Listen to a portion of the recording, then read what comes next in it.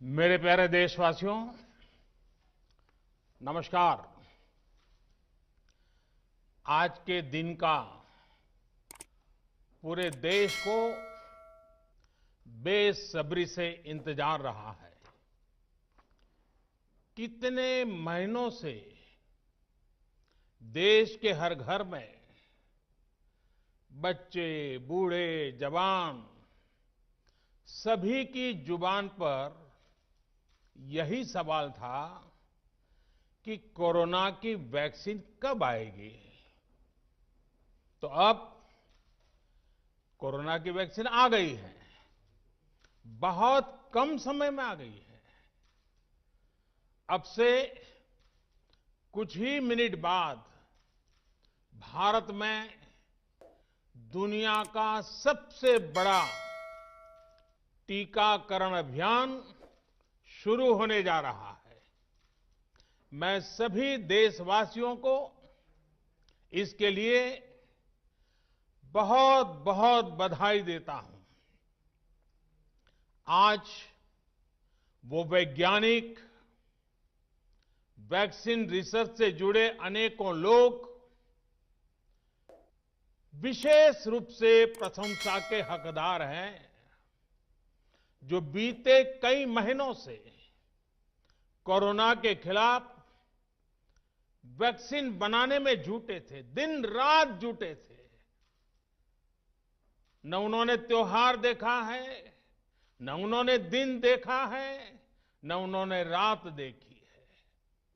आमतौर पर एक वैक्सीन बनाने में बरसों लग जाते हैं, लेकिन इतने कम समय में एक नहीं, दो मेड इन इंडिया वैक्सीन तैयार हुई है। इतना ही नहीं, कई और वैक्सीन पर भी काम तेज गति से चल रहा है। ये भारत के सामर्थ्य, भारत की वैज्ञानिक दक्षता,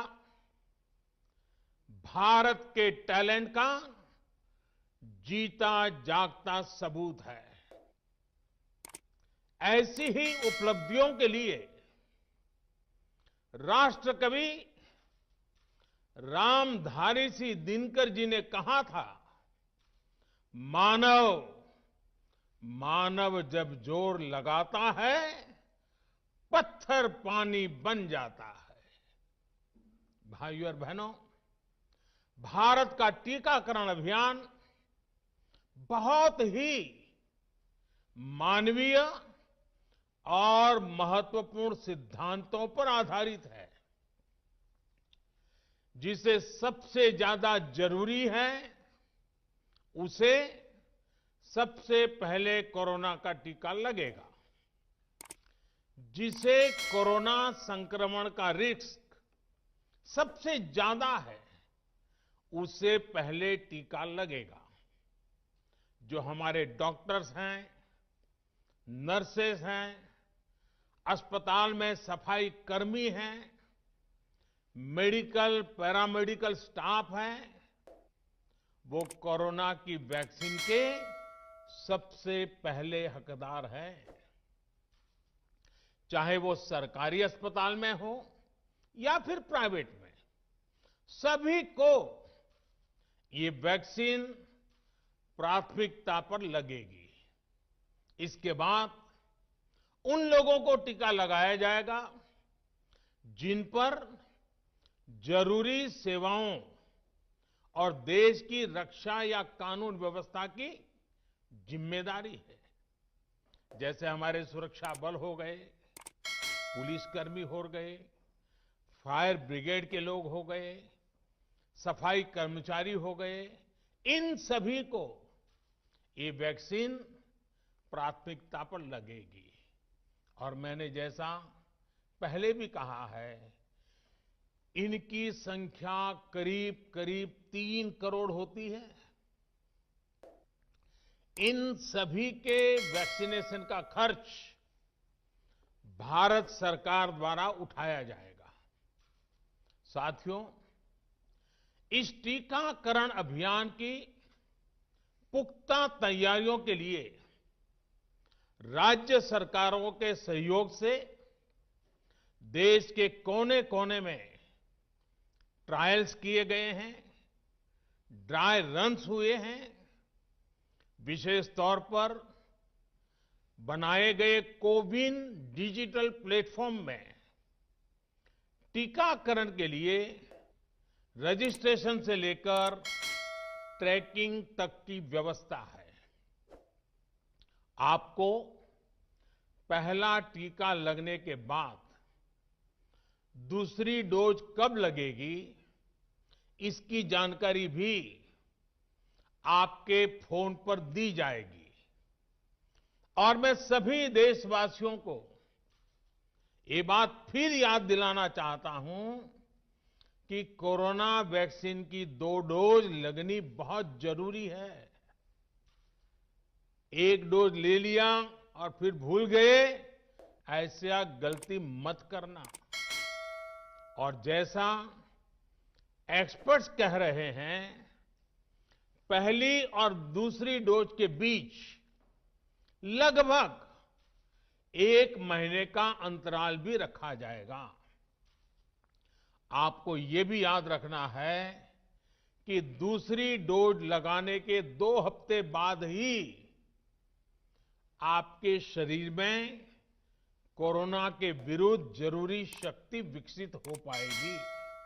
इसलिए टीका लगते ही आप असावधानी बरतने लगें, मास्क निकालकर रख दें, 2 गज की दूरी भूल जाएं, ये सब मत करिएगा। मैं प्रार्थना करता हूं, मत करिएगा। और मैं आपको एक और चीज बहुत आग्रह से कहना चाहता हूं। जिस तरह धैर्य के साथ आपने कोरोना का मुकाबला किया, वैसे ही धैर्य अब वैक्सीनेशन के समय भी दिखाना है। साथियों, इतिहास में इस प्रकार का और इतने बड़े स्तर का टीकाकरण अभियान पहले कभी नहीं चलाया गया है। ये अभियान कितना बड़ा है, इसका अंदाज आप सिर्फ पहले चरण से ही लगा सकते हैं। दुनिया के 100 से भी ज्यादा ऐसे देश हैं जिनकी संख्या 3 करोड़ से कम है, और भारत वैक्सीनेशन के अपने पहले चरण में ही 3 करोड़ लोगों का टीकाकरण कर रहा है। दूसरे चरण में हमें इसको 30 करोड़ की संख्या तक ले जाना है। जो बुजुर्ग हैं, जो गंभीर बीमारी से ग्रस्त हैं, उन्हें वो अगले वाले चरण में टीका लगेगा। आप कल्पना कर सकते हैं, 30 करोड़ की आबादी से ऊपर के दुनिया के सिर्फ 3 ही देश हैं, खुद भारत, चीन और अमेरिका। और कोई भी देश ऐसा नहीं है जिनकी आबादी इनसे ज्यादा हो। इसलिए भारत का टीकाकरण अभियान इतना बड़ा है, और इसलिए ये अभियान भारत के सामर्थ्य को दिखाता है। और मैं देशवासियों को एक और बात कहना चाहता हूं। हमारे वैज्ञानिक, हमारे एक्सपर्ट्स जब दोनों मेड इन इंडिया वैक्सीन की सुरक्षा और प्रभाव को लेकर आश्वस्त हुए, तभी उन्होंने इसके इमरजेंसी उपयोग की अनुमति दी है। इसलिए देशवासियों को किसी भी तरह के प्रोपेगेंडा, अफवाहें, दुष्प्रचार से बचकर रहना है। साथियों, भारत के वैक्सीन वैज्ञानिक, हमारा मेडिकल सिस्टम भारत की प्रक्रिया की पूरे विश्व में बहुत विश्वसनीयता है और पहले से है। हमने ये विश्वास अपने ट्रैक रिकॉर्ड से हासिल किया है। मेरे प्यारे देशवासियों, हर हिंदुस्तानी इस बात का गर्व करेगा कि दुनिया भर के करीब 60% बच्चों को जो जीवन रक्षक टीके लगते हैं वो भारत में ही बनते हैं। भारत की सख्त वैज्ञानिक प्रक्रियाओं से ही होकर के गुजरते हैं। भारत के वैज्ञानिकों को और वैक्सीन से जुड़ी हमारी विशेषज्ञता पर दुनिया का ये विश्वास made in India corona vaccine में और मजबूत होने वाला है। इसकी कुछ और खास बातें हैं जो आज मैं देशवासियों को जरूर बताना चाहता हूं। ये भारतीय वैक्सीन विदेशी वैक्सीनों की तुलना में बहुत सस्ती हैं और इनका उपयोग भी उतना ही आसान है। विदेश में तो कुछ वैक्सीन ऐसी हैं जिसकी एक डोज 5,000 रुपया तक में है और जिसे -70 डिग्री तापमान में फ्रीज में रखना होता है। -70 डिग्री।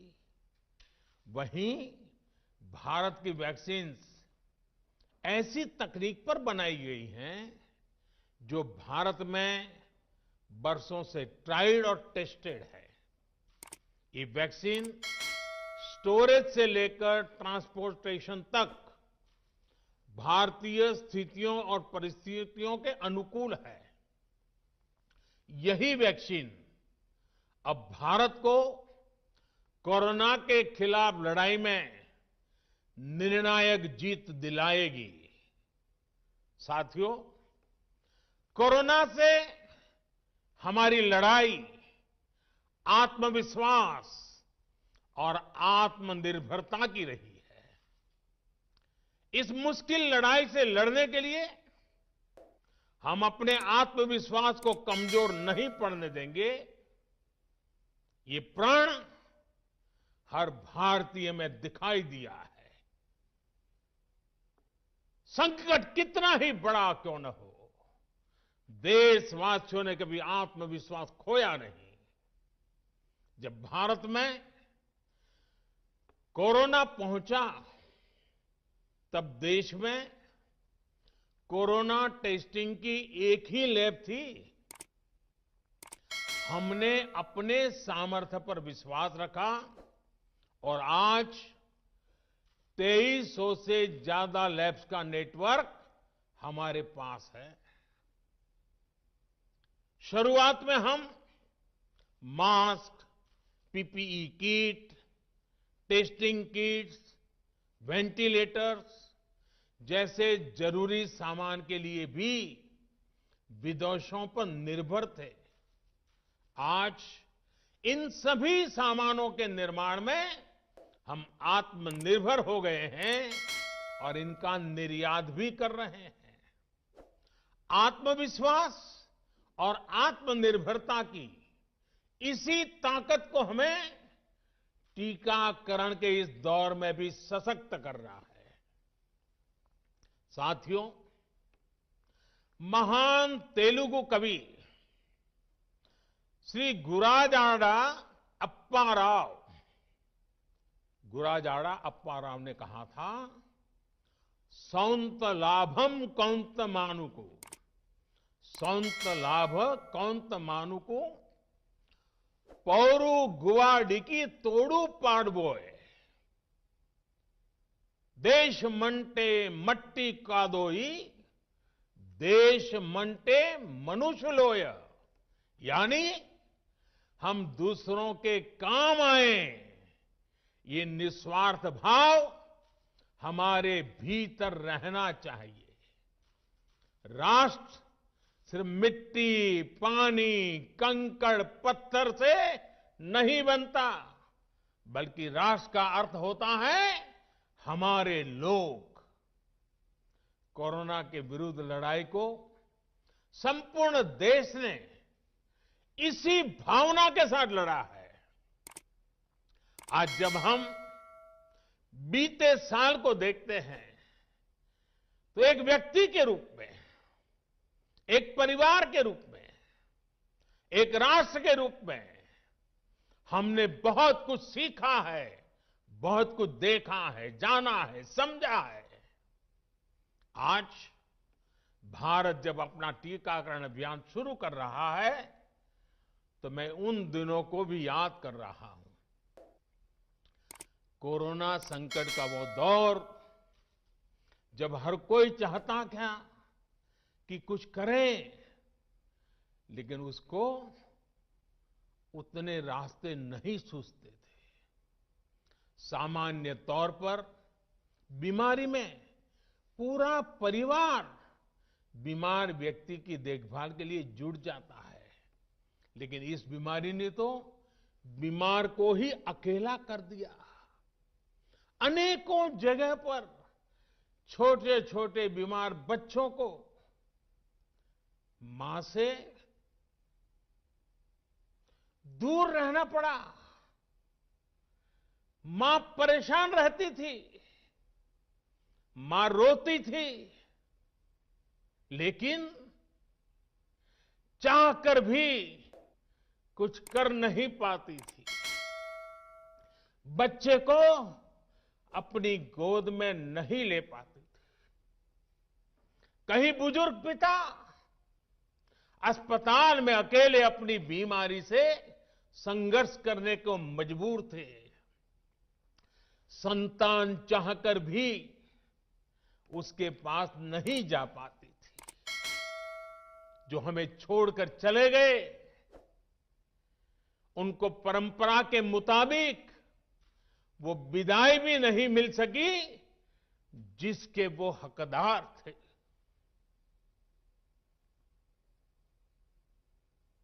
जितना हम उस समय के बारे में सोचते हैं, मन सिहर जाता है, उदास हो जाता है। लेकिन साथियों, संकट के उसी समय में, निराशा के उसी वातावरण में कोई आशा का भी संचार कर रहा था। हमें बचाने के लिए अपने प्राणों को संकट में डाल रहा था। हमारे doctor, nurse, paramedical staff, ambulance driver, ASHA worker, सफाई कर्मचारी, पुलिस के साथी और दूसरे फ्रंटलाइन वर्कर्स, उन्होंने मानवता के प्रति अपने दायित्व को प्राथमिकता दी। इनमें से अधिकांश तब अपने बच्चों, अपने परिवार से दूर रहे, कई कई दिन तक घर नहीं गए।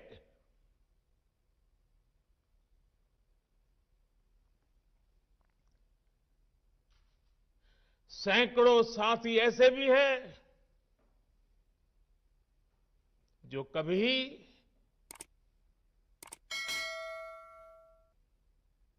घर वापस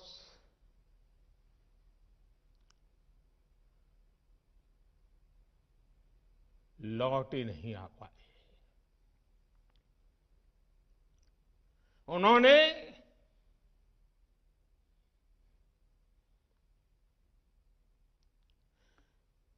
एक एक जीवन को बचाने के लिए अपना जीवन आहूत कर दिया। इसलिए आज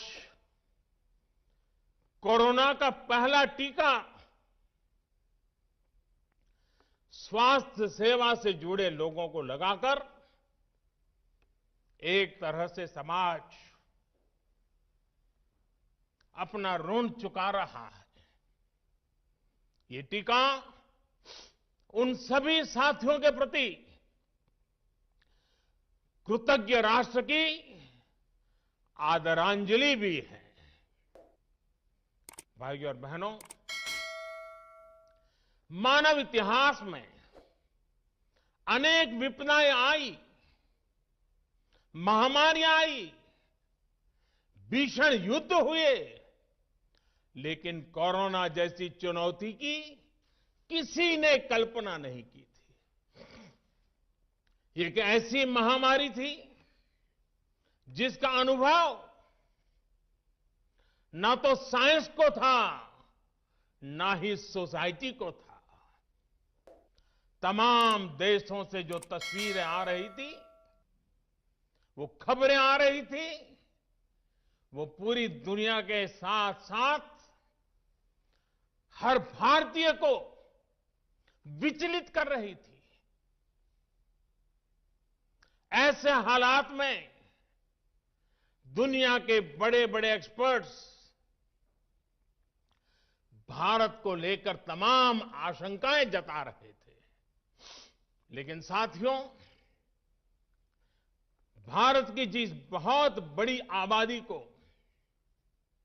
हमारी कमजोरी बताया जा रहा था, उसको ही हमने अपनी ताकत बना दिया। भारत ने संवेदनशीलता और सहभागिता को लड़ाई का आधार बनाया। भारत ने 24 घंटे सतर्क रहते हुए, हर घटनाक्रम पर नजर रखते हुए सही समय पर सही फैसले लिए। 30 जनवरी को भारत में कोरोना का पहला मामला मिला, लेकिन इसके 2 सप्ताह से भी पहले भारत एक हाई लेवल कमिटी बना चुका था। पिछले साल आज का ही दिन था जब हमने बाकायदा सर्वेलांस शुरू कर दिया था। 17 जनवरी 2020 वो तारीख थी जब भारत ने अपनी पहली एडवाइजरी जारी कर दी थी। भारत दुनिया के उन पहले देशों में से था जिसने अपने एयरपोर्ट्स पर यात्रियों की स्क्रीनिंग शुरू कर दी थी। साथियों, कोरोना के खिलाफ लड़ाई में भारत ने जैसी इच्छा शक्ति दिखाई है, जो साहस दिखाया है, जो सामूहिक शक्ति का परिचय करवाया है, वो आने वाली अनेक पीढ़ियों के लिए प्रेरणा का काम करेगा। याद कीजिए, जनता कर्फ्यू कोरोना के विरुद्ध हमारे समाज के संयम और अनुशासन का भी परीक्षण था, जिसमें हर देशवासी सफल हुआ। जनता कर्फ्यू ने देश को मनोवैज्ञानिक रूप से लॉकडाउन के लिए तैयार किया। हमने ताली, थाली और दिया जलाकर देश के आत्मविश्वास को ऊंचा रखा। साथियों, कोरोना जैसे अनजान दुश्मन जिसके एक्शन रिएक्शन को बड़े बड़े सामर्थ्यवान देश नहीं भांप पा रहे थे, उसके संक्रमण को रोकने का सबसे प्रभावी तरीका ही यही था कि जो जहां है वो वहीं रहे। इसलिए देश में लॉकडाउन का फैसला भी किया गया। यह निर्णय आसान नहीं था, इतनी बड़ी आबादी को घर के अंदर रखना असंभव है, इसका हमें एहसास था। और यहां तो देश में सब कुछ बंद होने जा रहा था, लॉकडाउन होने जा रहा था। इसका लोगों की रोजी रोटी पर क्या प्रभाव पड़ेगा, अर्थव्यवस्था पर क्या प्रभाव पड़ेगा, इसका आकलन भी हमारे सामने था। लेकिन देश ने जान है तो जहान है के मंत्र पर चलते हुए प्रत्येक भारतीय का जीवन बचाने को सर्वोच्च प्राथमिकता दी। और हम सभी ने ये देखा है कि कैसे तुरंत ही पूरा देश, पूरा समाज इस भावना के साथ खड़ा हो गया। अनेकों बार छोटी छोटी लेकिन महत्वपूर्ण चीजों की जानकारी देने के लिए मैंने भी अनेक बार देशवासियों के साथ सीधा संवाद किया। एक तरफ जहां गरीबों को मुफ्त भोजन की व्यवस्था की गई, तो वहीं दूध, सब्जी, राशन, गैस, दवा ऐसी जरूरी चीजों की सुचारू आपूर्ति सुनिश्चित की गई। देश में व्यवस्थाएं ठीक से चलें, इसके लिए गृह मंत्रालय ने 24/7 कंट्रोल रूम शुरू किया, जिस पर हजारों कॉल्स का जवाब दिया गया, लोगों को समाधान दिया गया। साथियों, कोरोना के विरुद्ध इस लड़ाई में हमने कदम कदम पर दुनिया के सामने उदाहरण प्रस्तुत किया है। ऐसे समय में जब कुछ देशों ने अपने नागरिकों को चीन में बढ़ते कोरोना के बीच छोड़ दिया था, तब भारत चीन में फंसे हर भारतीय को वापस लेकर आया। और सिर्फ भारत के ही नहीं, हम कई दूसरे देशों के नागरिकों को भी वहां से वापस निकाल करके लाए। कोरोना काल में वंदे भारत मिशन के तहत 35 लाख से ज्यादा भारतीयों को विदेशों से भारत लाया गया। मुझे याद है, एक देश में जब भारतीयों को टेस्ट करने के लिए मशीनें कम पड़ रही थी, तो भारत ने पूरी टेस्टिंग लैब यहां से वहां भेज करके उसको वहां सजाया, लगाया, ताकि वहां से भारत आ रहे लोगों को टेस्टिंग की दिक्कत ना हो। साथियों, भारत ने इस महामारी से जिस प्रकार से मुकाबला किया, उसका लोहा आज पूरी दुनिया मान रही है। केंद्र और राज्य सरकारें, स्थानीय निकाय, हर सरकारी संस्थान, सामाजिक संस्थाएं कैसे एकजुट होकर बेहतर काम कर सकते हैं, ये उदाहरण भी भारत ने दुनिया के सामने रखा। इसरो, डीआरडीओ, फौज से लेकर किसानों और श्रमिकों तक सभी एक संकल्प के साथ कैसे काम कर सकते हैं, ये भारत ने दिखाया है। 2 गज की दूरी और मास्क है जरूरी, उस पर फोकस करने वालों में भी भारत अग्रणी देशों में रहा। भाइयों और बहनों, आज इन्हीं सब प्रयासों का परिणाम है कि भारत में कोरोना से होने वाली मृत्यु की दर कम है और ठीक होने वालों की दर बहुत अधिक है। देश के कई जिले ऐसे हैं जहां एक भी व्यक्ति को हमें कोरोना की वजह से खोना नहीं पड़ा। इन जिलों में हर व्यक्ति कोरोना से ठीक होने के बाद अपने घर पहुंचा है। बहुत से जिले ऐसे भी हैं जहां बीते 2 सप्ताह से कोरोना संक्रमण का एक भी केस नहीं आया है। जहां तक कि लॉकडाउन के से प्रभावित अर्थव्यवस्था की रिकवरी में भी भारत दुनिया में आगे निकल रहा है। भारत उन गिने चुने देशों में है जिसने मुश्किल के बावजूद दुनिया के 150 से ज्यादा देशों में जरूरी दवाएं और जरूरी मेडिकल सहायता पहुंचाई। पैरासीटामोल हो, हाइड्रोक्सी क्लोरोक्विन हो, टेस्टिंग से जुड़ा सामान हो, भारत ने दूसरे देश के लोगों को भी बचाने की हर संभव कोशिश की।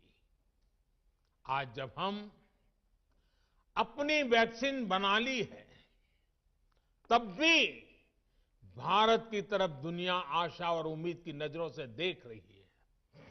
हमारा टीकाकरण अभियान जैसे जैसे आगे बढ़ेगा, दुनिया के अनेक देशों को हमारे अनुभव का लाभ मिलेगा। भारत की वैक्सीन, हमारी उत्पादन क्षमता पूरी मानवता के हित में काम आए, ये हमारी प्रतिबद्धता है। भाइयों और बहनों, ये टीकाकरण अभियान अभी लंबा चलेगा। हमें जन जन के जीवन को बचाने में योगदान देने का मौका मिला है और इसलिए इस अभियान से जुड़ी प्रक्रिया को, उस प्रक्रिया का हिस्सा बनने के लिए भी देश में वॉलेंटियर आगे आ रहे हैं। मैं उनका स्वागत करता हूं और भी अधिक वॉलेंटियर्स को मैं अपना समय इस सेवा कार्य में जोड़ने के लिए जरूर आग्रह करूंगा। हां, जैसा मैंने पहले कहा, मास्क, 2 गज की दूरी और साफ सफाई ये टीके के दौरान भी और बाद में भी जरूरी रहेंगे। टीका लग गया तो उसका अर्थ ये नहीं कि आप कोरोना से बचाव के दूसरे तरीके छोड़ दें। अब हमें नया प्रण लेना है। दवाई भी, कड़ाई भी। दवाई भी, कड़ाई भी। आप सभी स्वस्थ रहें, इसी कामना के साथ इस टीकाकरण अभियान के लिए पूरे देश को बहुत बहुत शुभकामनाएं देता हूं। देश के वैज्ञानिकों का, रिसर्चर्स का, लैब में जुड़े हुए सब लोगों का, जिन्होंने पूरे साल एक ऋषि की तरह अपनी लैब में जीवन खपा दिया और ये वैक्सीन देश और मानवता को दी है। मैं उनको भी विशेष रूप से अभिनंदन करता हूं, उनका आभार व्यक्त करता हूं। मेरी आप सबको बहुत बहुत शुभकामनाएं हैं। आप जल्द इसका लाभ उठाएं, आप भी स्वस्थ रहें, आपका परिवार भी स्वस्थ रहें, पूरी मानव जात इस संकट की घड़ी से बाहर निकले और स्वस्थता हम सबको प्राप्त हो, इसी एक कामना के साथ आप सबका बहुत बहुत धन्यवाद। Thank you for watching NT24 News, the National Tele 24 News.